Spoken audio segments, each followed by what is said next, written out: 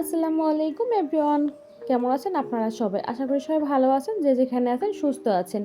চলে আসলাম নতুন আরেকটা ঝটপট নাস্তার রেসিপি শেয়ার করার জন্য। খুবই সকালবেলা উঠে আসলে প্রতিদিন আমাদের একই রকমের নাস্তা খেতে মন চায় না, একঘেয়েমি নাস্তা খেতে খেতে বোর হয়ে যাচ্ছেন, তাহলে আজকের নাস্তার রেসিপিটি আপনার জন্য। খুবই সহজভাবে আজকের আমি রেসিপিটি শেয়ার করার চেষ্টা করেছি আপনাদের সাথে, এবং ঝটপট একটা রেসিপি আপনার সাথে শেয়ার করছি। এটা একটা চাপটি পিঠা, আর চালের গুঁড়ো দিয়ে করা যায়, অনেকে আছে কিন্তু আটা দিয়েও করতে পারবেন, অনেকে হয়তো বা বলেন গোলা রুটি। যাই হোক, তাহলে শুরু করা যাক। আমি প্রথমে হাফ কেজি পরিমাণ চাল 1 ঘন্টা আগে পানি দিয়ে ভালো করে ভিজিয়ে রাখছিলাম।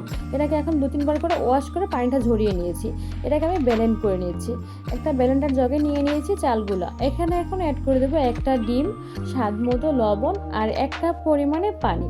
একদম ঘনও হবে না, একদম পাতলাও হবে না, এরকম একটা গোলা তৈরি করে নিতে হবে। তবে আপনারা কিন্তু এটা পাটা দিয়েও বেটে নিতে পারবেন, তবে আমি ব্লেন্ড করলে মনে হয় সুবিধা হয় এর জন্য কিন্তু। তবে আপনারা কেনা চালের গুঁড়োটা দিয়েও করতে পারবেন, সেক্ষেত্রেও কিন্তু এটা হবে। আমি যেহেতু চালটা ভিজিয়ে রাখছি, এর জন্য কিন্তু ব্লেন্ড করে নিলাম।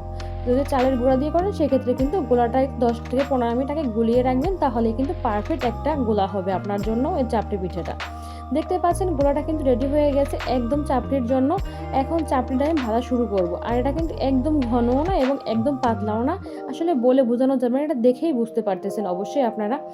একটা রুটি ভাজার তাওয়া আমি চুলায় বসিয়ে ভালো করে গরম করে নিয়েছি, আর সামান্য একটু তেল ব্রাশ করে নিয়েছি। আমি ওখান থেকে 1 চামচ গোলা দিয়ে ভালো করে একটা রুটির শেপে গোল করে দিচ্ছি, দেখতেই পাচ্ছেন।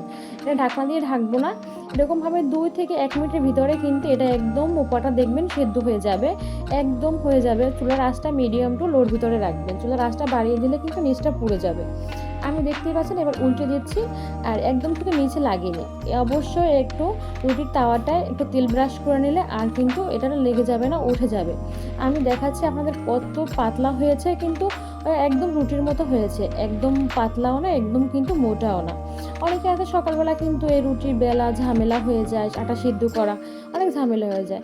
আমি কিন্তু অফ ক্যামেরা সবগুলো ভেজে নিয়েছি, দেখতেই পাচ্ছেন কতটা সুন্দর হয়েছে এবং মচমচে হয়েছে, কিন্তু একদম কিন্তু সফটও না এবং কিন্তু শক্তও না। এটা কিন্তু যখন ভর্তা বা যে কোনো গরুর গোশ, মুরগির গোশ, হাঁসের গোশ হলে জমে যাবে। আমার বাসাতে ছিল আজকে, আমি চাল কুমড়া দিয়ে মুরগির মাংস রান্না করেছিলাম, দেশি মুরগির মাংস, সেটা দিয়ে আজকে আমি রাতে খাচ্ছি এটা। তাই আপনাদের শেয়ার করলাম। যদি আমার ভিডিও ভালো লাগে আপনাদের অবশ্যই লাইক কমেন্ট শেয়ার করবেন, আর অবশ্যই অবশ্যই চ্যানেলটা সাবস্ক্রাইব করা না থাকলে চ্যানেলটা সাবস্ক্রাইব করে দেবেন, পাশে থাকা বেল বাটনটি ক্লিক করে রাখবেন। আর আমার রেসিপি ফলো করে বাসায় একবার হলো ট্রাই করবেন, কমেন্ট করতে ভুলবেন না। সবাই ভালো থাকবেন, সুস্থ থাকবেন, আল্লাহ হাফেজ।